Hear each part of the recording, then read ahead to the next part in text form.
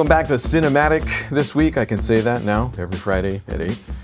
I'm Ryan, and my thoughts might be a little unformed this time around, but I'm dying to talk about this movie that I found, and I want to keep with that Friday at 8 schedule. So, bear with me a little bit if I refer to my notes maybe a little bit more often, but let me tell you about what happened to me this week. So, normally I do vet the movies on the list. Again, I'm going by that Letterboxd list that should be linked below somewhere, but I do vet them after the fact. That's why you will see some of those movies maybe disappear or get shuffled around a little bit. And I went through 3 movies this week, which, by the way, American Ninja 3 did not make the cut yet again. So that franchise, we'll see. I don't know, maybe the 4th time is the charm. But the one I settled on, which does come chronologically in 1989, is not even one I've heard about more than once, and even then I didn't actually hear about it. I was watching, I think rewatching Iron Fists and Kung Fu Kicks, and they just had a clip from a movie called Pedicab Driver.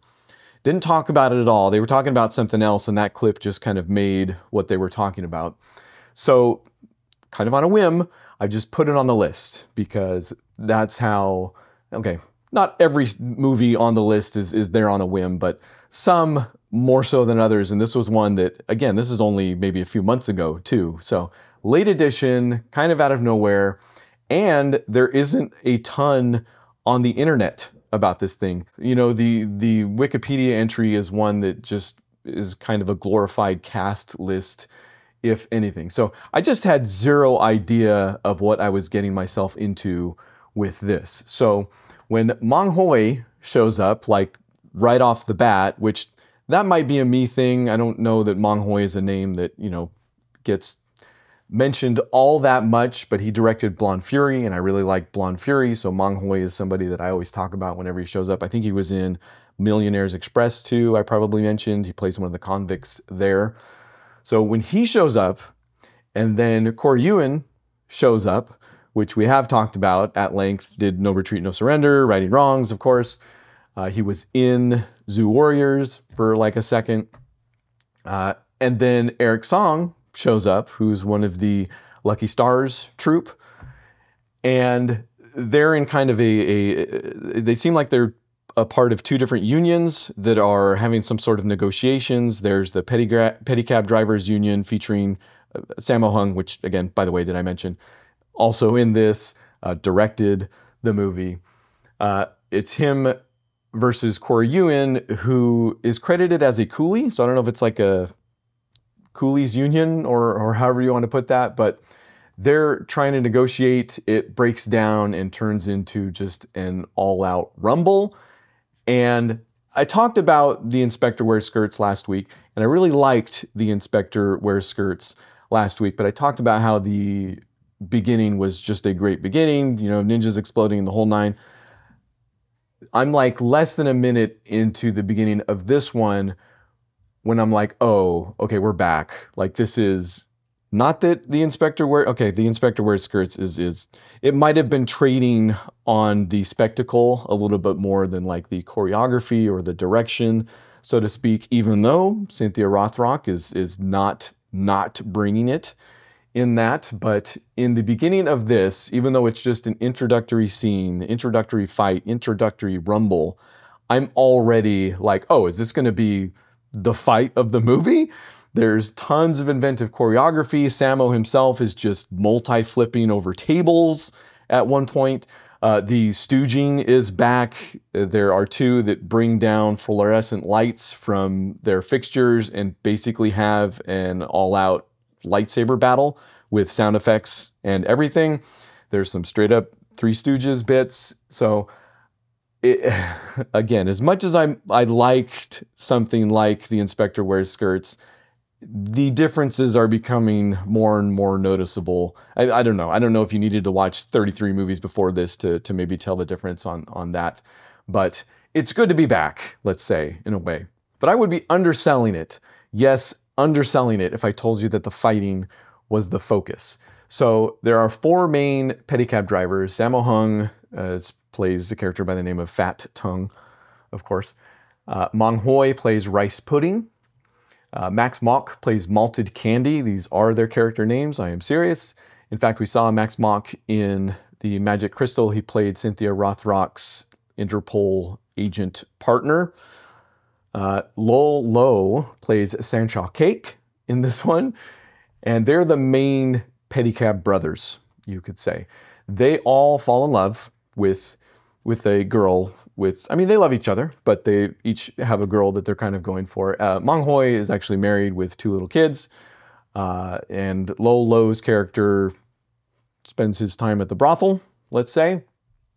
But Sammo is trying to take up with a girl by the name of Ping that I think he lives in the same housing as a bakery, and she works in the bakery where her boss is an older gentleman that wants to get with her. It is a little creepy, but they soften the edges, and he ends up being, I think, more of a positive character, but, you know, it is a little bit whatever. But Malted Candy falls in love with a girl he runs into while pedicabbing, literally.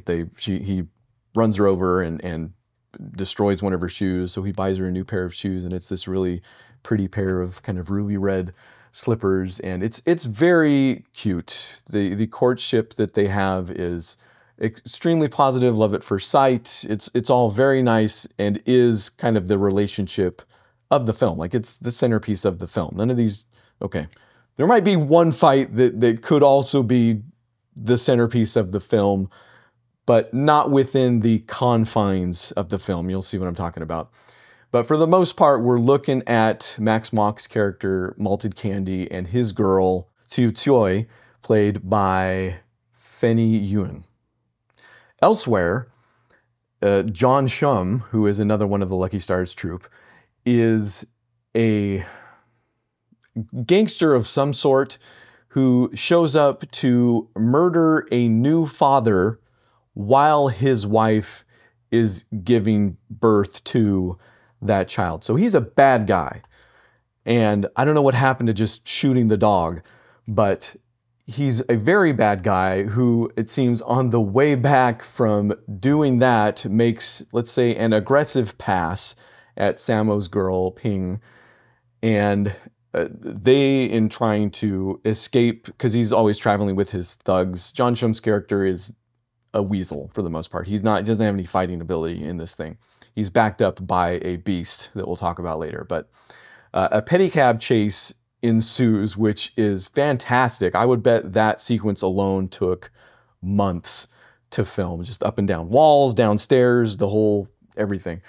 But they, at the end of that chase, crash into a casino that is headed up by, and this is where, if you want to be surprised like I was, just shut this video off, go watch the movie, because I cannot tell you how delighted I was when the casino boss, Lau Kar Lung, walks out. And some Sammo movies will have a digression, let's say. If you remember Enter the Fat Dragon, there was a bit where he literally gets, you know, the movie is largely about him defending, I believe, his uncle's restaurant, and like Way of the Dragon, where he gets picked up by a filmmaker that is making a Bruce exploitation film, and goes to that shoot,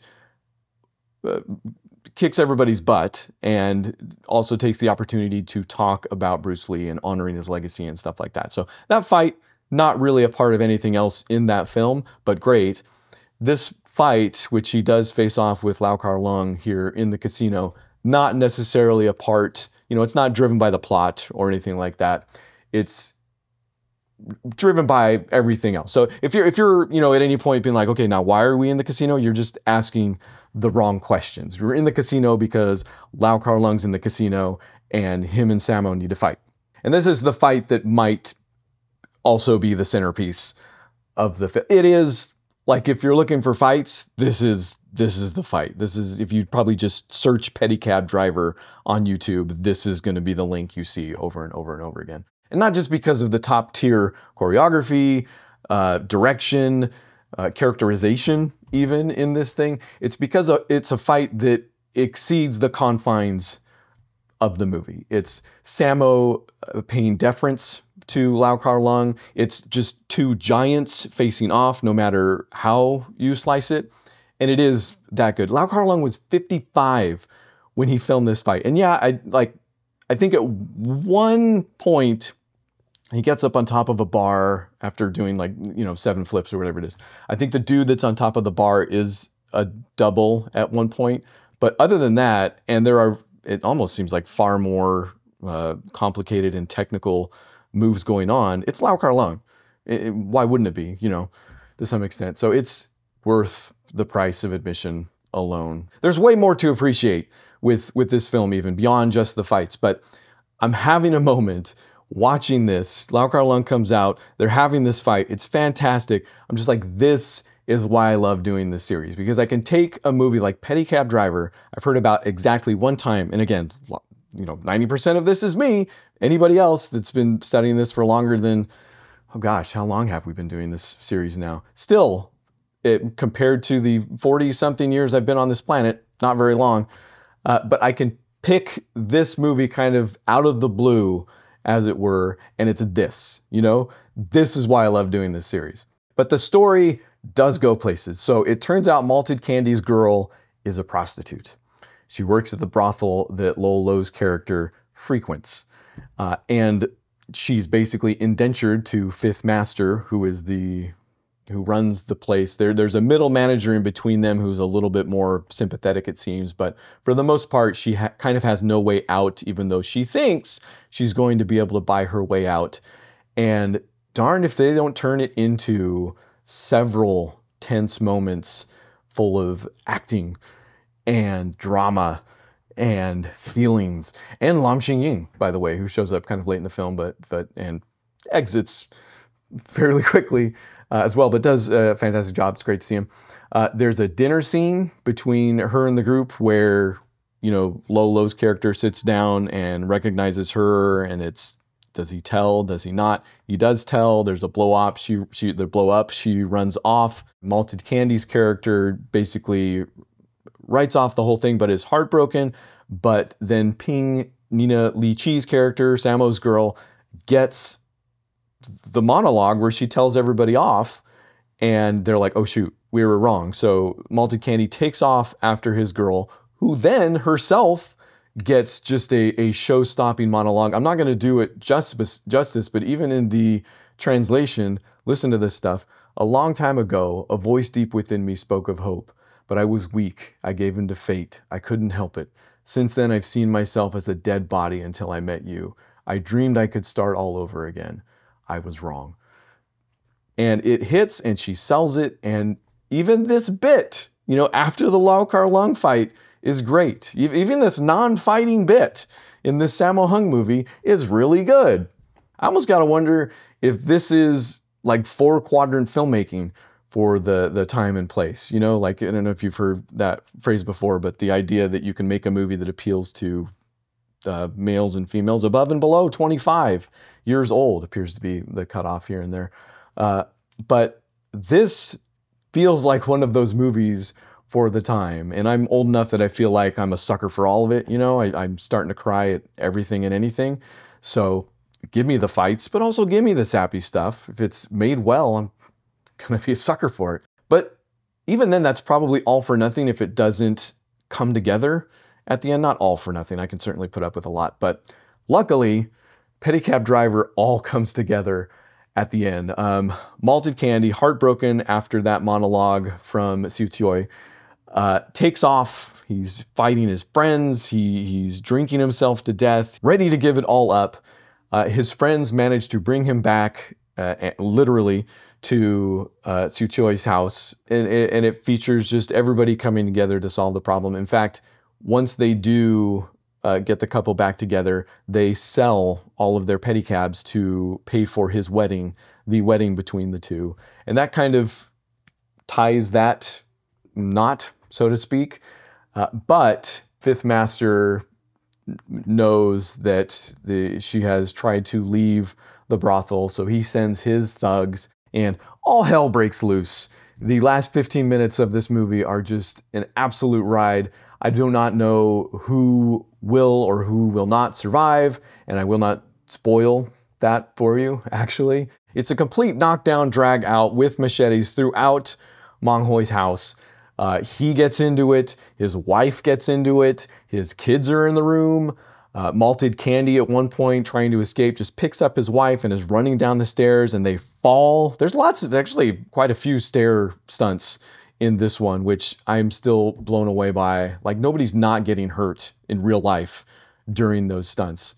I mean, and it is a Sammo movie, so there's actually also, gosh, yes, I feel like the last time we watched a Sammo movie, I was like, this is the most contact I've seen so far. This is now the most contact I've seen so far. Just numerous actual kicks to people's heads in slow motion. You cannot fake the thing in slow motion. People are getting kicked in the head. It is serious edge of your seat stuff. I don't know how else to put it.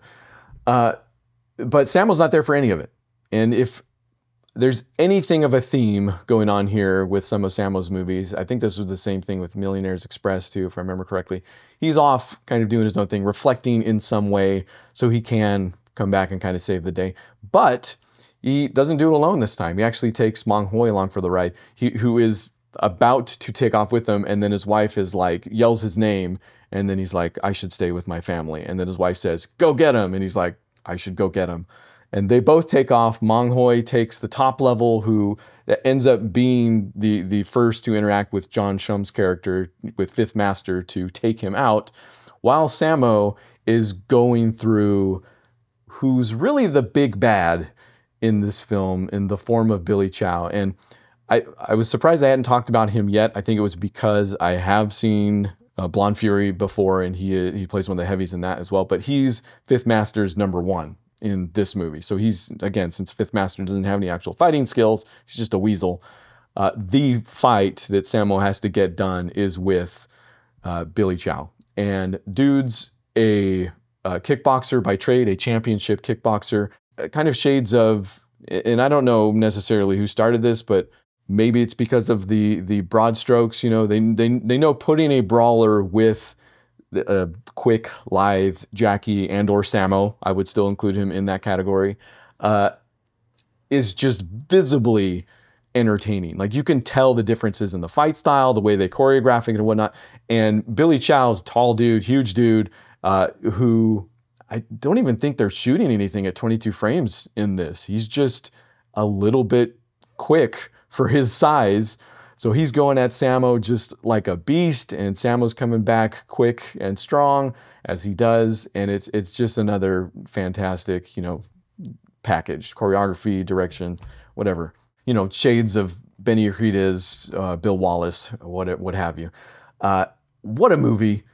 What a surprise, honestly. And that's mostly on me, but still, check it out if you've got a chance. Pedicab Driver, kind of out of nowhere for me, anyway. And with any luck, we're going to do it again, because I don't know anything. And technically, next on the list, if you look at the actual list on Letterboxd, is Blonde Fury or Lady Reporter, but I have done a whole show on that elsewhere. I've talked about it kind of at length, and I could either do the thing where I bring my family in and I show them another one, which no objection, but we'll see how it goes. If I manage, school's back in session over here, so, you know, the family's a little bit everywhere at this point. If the stars align by some weird coincidence or stroke of fate, we can talk about Lady Reporter or Blonde Fury or whatever you want to call it. Failing that, though, again, I know nothing about In the Line of Duty Part 4, which I believe, even though I want to say, yes, it's a Donnie Yen movie. Okay, that's him. So I'm sure there'll be plenty to appreciate. Should it make the cut? Again, got to screen these things, got to vet these movies. If you want to join the fun, more than just watching these along with me, which if you do, you know, drop a comment, let me know. But you can also find me at Patreon, of course. There's a PayPal link not far from where you're at, if that's more your speed as far as throwing something in the tip jar. I really appreciate it. Not even just for the, actually, you know what? The monetary aspect is the least part of it. It's what's going to, unfortunately, allow me to continue to do this. But the bit that comes with it, that's just like, oh, somebody wants me to keep doing this. That's literally the thing. There is no price. So if you're one of those people, thank you, and here you go.